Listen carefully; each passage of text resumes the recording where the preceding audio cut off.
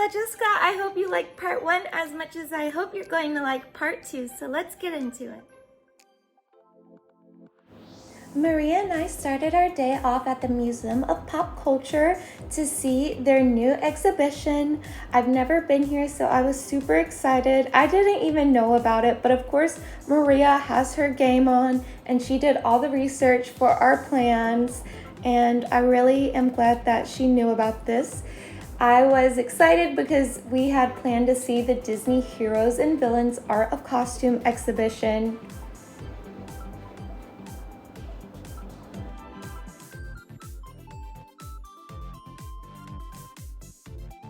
They started you off with a bang, introducing you to the famous Cinderella dress. There were so many beautiful costumes, and they had these cool interactive exhibits that were also fun to do. Here's me where you try on outfits and your head pops in, kind of like a paper doll.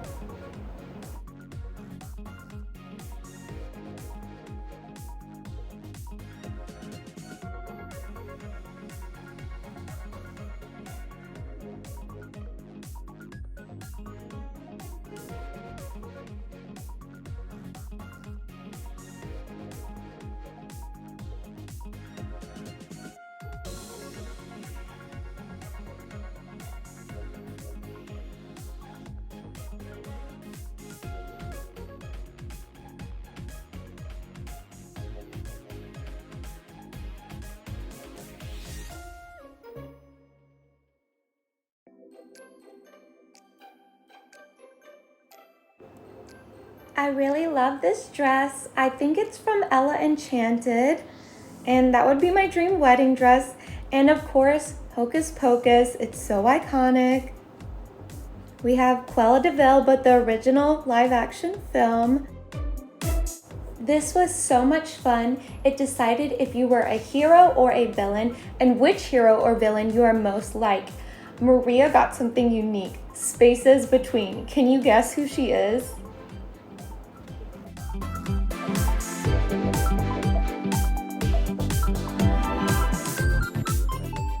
Then I tried it and I was blown away by what I got. I was so surprised.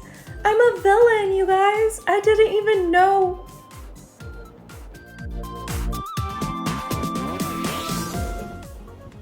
So now I am just a brooding villain. But anyways, on to the next level that started off as a rock and roll hall with this giant guitar tornado or whatnot.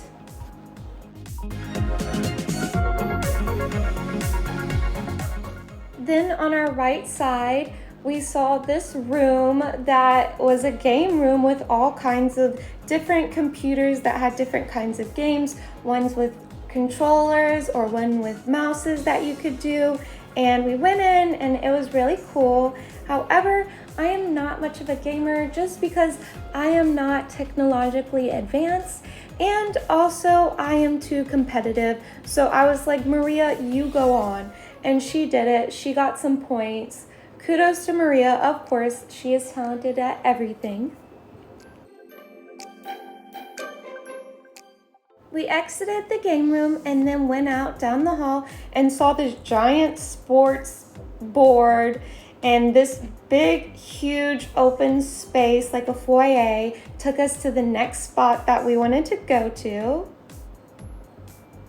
which was the Infinite Worlds that contains famous sci-fi movie props.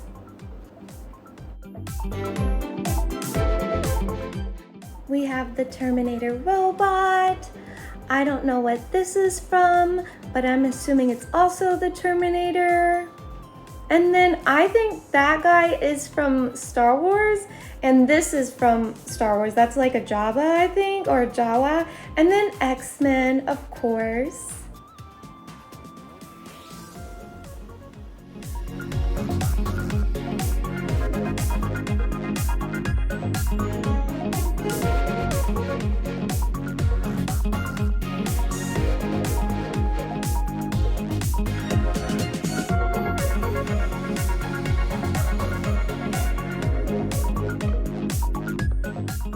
Weapons of mass destruction. Then, while we were looking around, they announced on the intercom that the place was going to close in 15 minutes at 5 p.m. Pacific Standard Time, and we had to start running around to make sure that we got to see as much as we could of the museum. And so to the next area, scared to death. This area had props from scary movies, and it was not for me since I hate scary things, but it's great to see just to get in the Halloween spirit.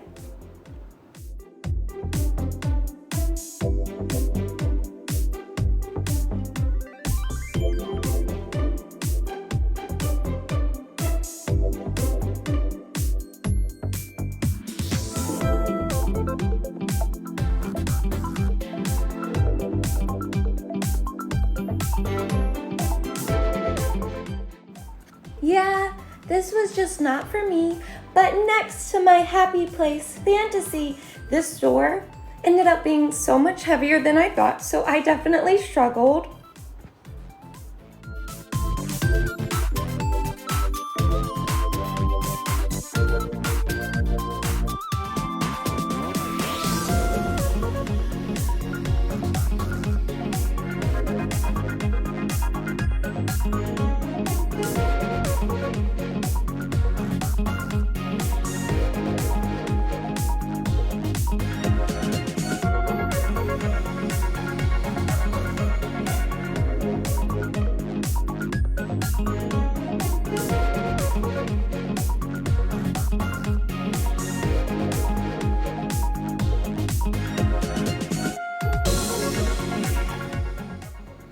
Hi, Mr. Cage Dragon.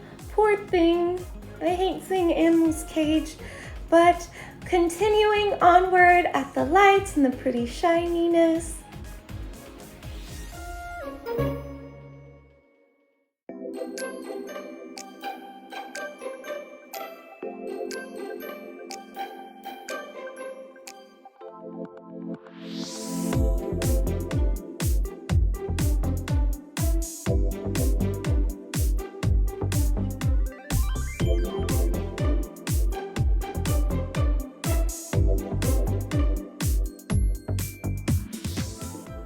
Next is Pearl Jam Home and Away, which I thought was about sports, but it really wasn't, and I'm not sure what it was about other than music. And I think specifically it's rock and roll memorabilia and Funko Pops, because Washington is home to the Funko Pop headquarters.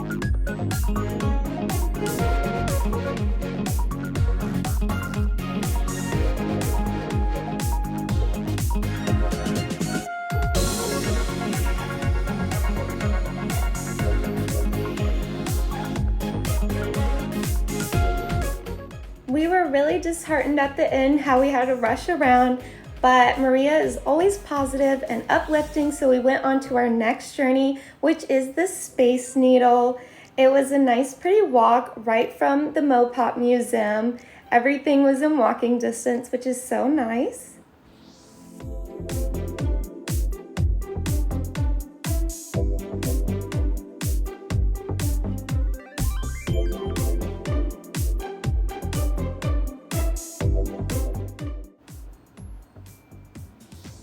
We walked in, we got our tickets, and we walked through the gate. And of course, I struggled just a wee bit, but it wasn't too bad.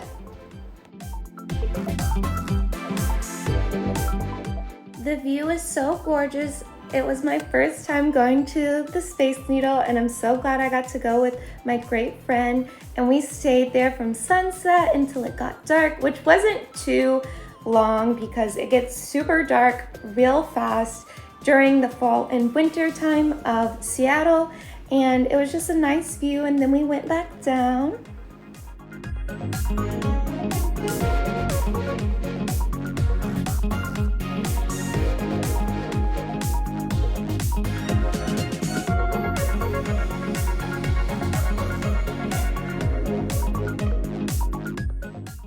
The next day we got coffee at this cute cafe, and it is a Vienna coffee house, and I loved it. It was so nice. It makes you feel like you're from Bridgerton or you're some aristocratic, wealthy lady of the house or gentleman of the house. It was so much fun, and we got quite a nice breakfast. It was so yummy before going to the Chihuly Garden and Glass. And of course, it was just absolutely stunning and gorgeous. I really love looking at art. I don't like to read everything like some people do, but I love to see it. There's Maria, as usual, just gorgeous.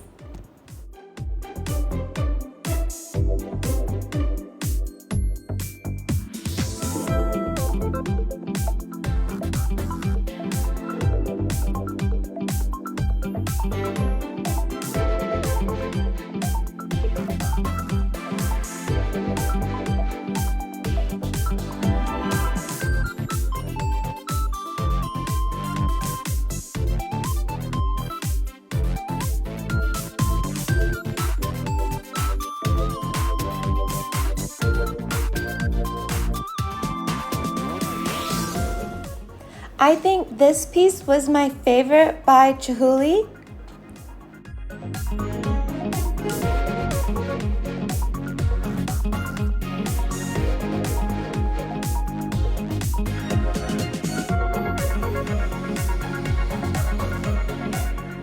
And then we were led outdoor by these beautiful chandeliers to the garden, which included more of the glass art, and you had a beautiful view of the Space Needle.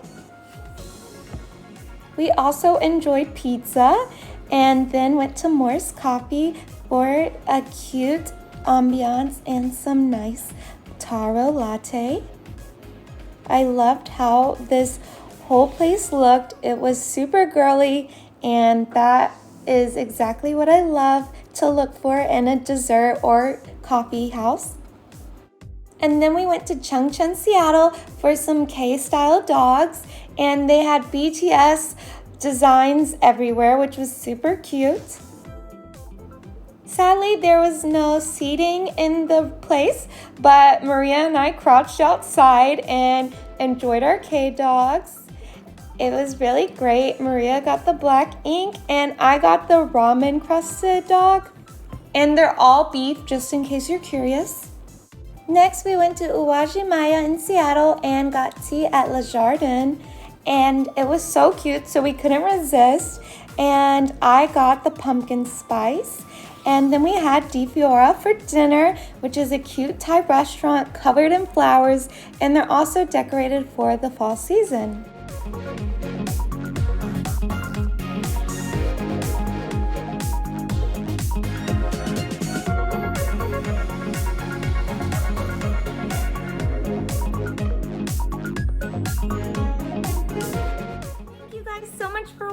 I hope you think Maria is as lovely as I know she is, and I appreciate all the watches. Thank you so much, and don't forget to follow me on TikTok and Instagram. Bye everyone!